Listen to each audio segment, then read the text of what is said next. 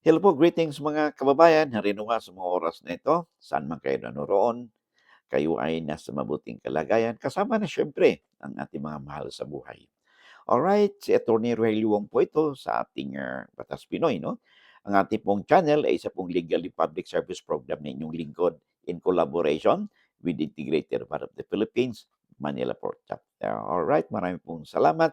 So let's now proceed no, with our discussion. No? Ah, ito po isulat po sa atin ni Mr. Juanito. Okay, may nagtatanong po siya tungkol sa landowner retention rights kung sakali daw pong ah,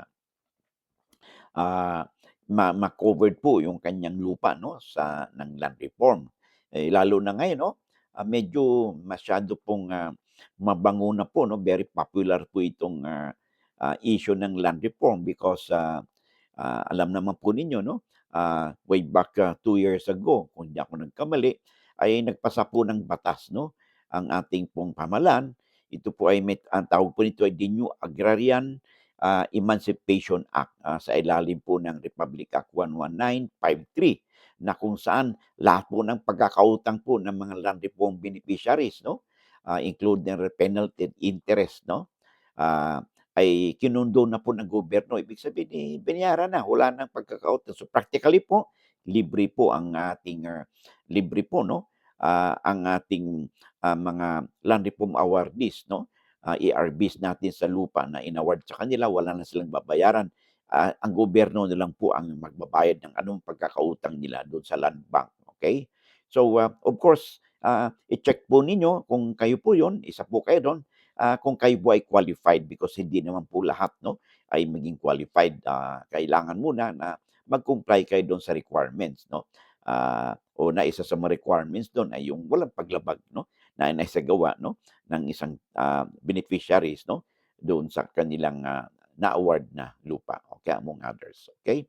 So, ang sulat po natin ay may atong katugunan po natin may kinalaman sa sulat po sa atin ni Juanito. So, sabi niya, ah, yung bang, yung bang retention limit na 5 hectares sabi niya ay, paano ba itong ma-exercise yung kanyang retention limits, okay? So una, pag kayo po ay nakatanggap 'no, halimbawa kayo landowner, 'pag nakatanggap po kayo ng, notice of coverage or NOC galing po sa Department of Agrarian Reform sa ilalim po ng batas 'no, as implemented po ng, itong as implemented po ng, Section 4, Article 2 ng Administrative Order Number O5 Series of 2000 no, dated August 30, 2000 ng DAR, okay?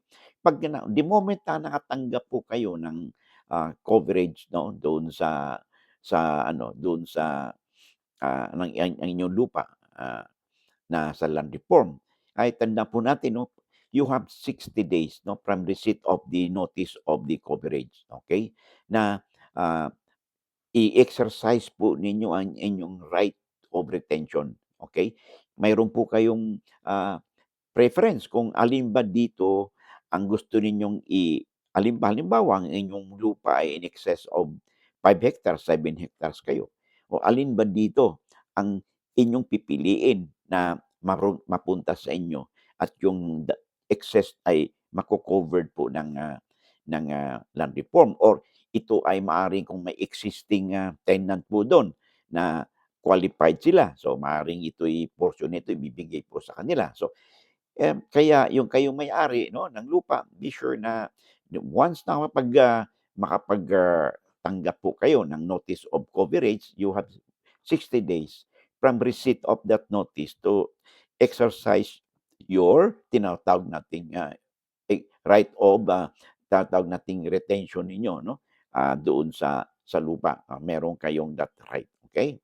'Pag hindi po niyo nagawa 'yan sa loob ng 60 days, ang ibig sabihin niyan, you are deemed to have waived your right na ma-exercise po ang inyong right of retention po natin doon sa nasabing, lupa 'no, sa panig ng landowner, okay.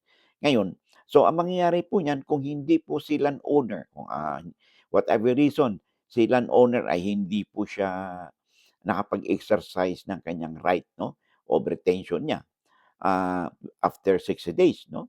Ang mangyayari po diyan yung, Municipal Agrarian Reform Officer po, yung MARO kung tawagin, 'no? Ah, ay isa na lang po ang magde-designate, kung nasaan dito yung retained area ng landowner at saka yung iba po, iyan na po, iko-covered na po yan ng land reform at ito po ipamamahagi, 'no, doon sa mga qualified na land reform beneficiaries. So yan po ang ating tatandaan, 'no, sa mga landowners, 'no?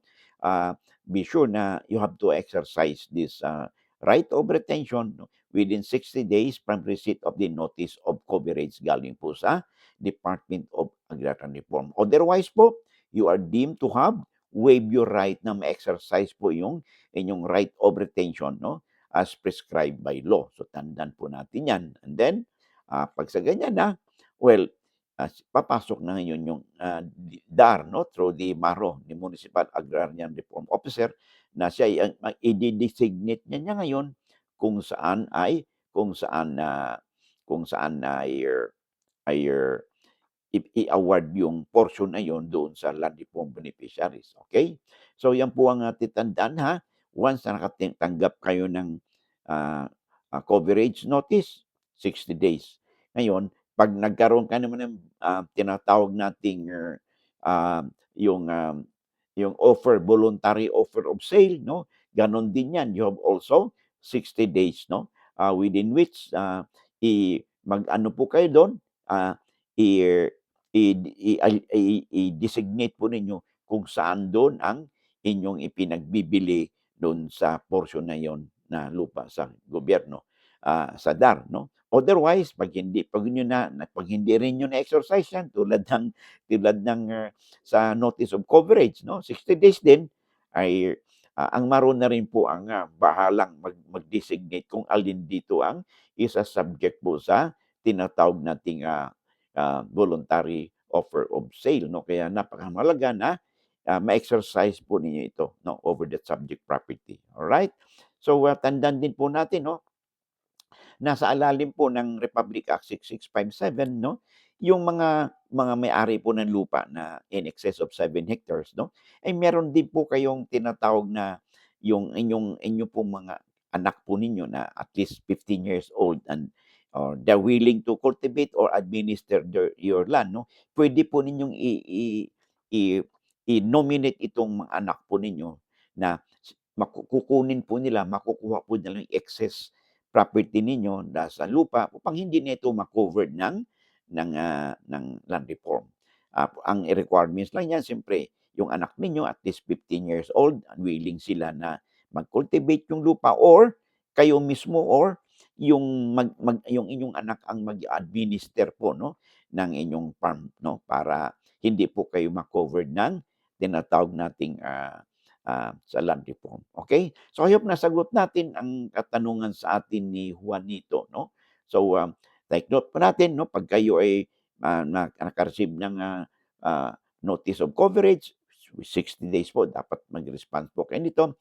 And of course, if it is a voluntary offer of sale, gano'n din, you have to do it, 'no, within 60 days if inform ninyo ang DAR kung alin ding porsyon ang inyong pinagbibili. Otherwise, ay papasok na po 60 days. After 60 days, you are deemed to have waived such right. At papasok na po ang DAR diyan to MARO at sila na po magde-designate, 'no, which portion of the land ay dapat iko-cover at i-award doon sa land reform beneficiaries, okay? So, I hope nasagot natin ang katanungan po sa atin ni Juanito. Alright, bago tayo magpatuloy, 'no, isa pong announcement, 'no, paki-spread po yung good news. Ang Batas Pinoy po, meron na po tayong, account sa Facebook. So, you could visit our page, 'no, Batas Pinoy po, and, 'pag may mga comment po kayo, may tatanong po kayo do'n, 'no, sa abot po ng ating makakaya, 'no, do'n sa ating page po, 'no, ay pipilitin po natin masagot po ito, 'no, sa abot po ng ating makakaya upang kayo, 'no, kamag-anak ninyo, kaibigan ninyo, 'no, ay sila din ay mayroong oportunidad na ma-share natin ang mga pinag-usapan po natin tungkol sa batas. Sabi nga natin ay lamang na ang may alam sa batas. Of course, I would like to make use of this opportunity as well, no? To express my thanks and appreciation doon po sa ating subscribers, viewers, and likers po natin dito sa Batas Pinoy YouTube. Because of your help, because of your support, yours truly, no, continues to be motivated, no, and inspired to continue this advocacy in spreading their our advocacy of providing, uh, extending, conveying legal information, no, and education to our kababayans, no.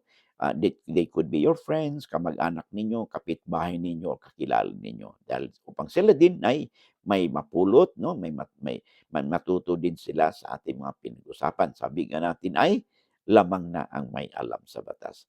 Maraming salamat sa inyong oras, no? And I hope to see you again in the next video po natin. Bye-bye.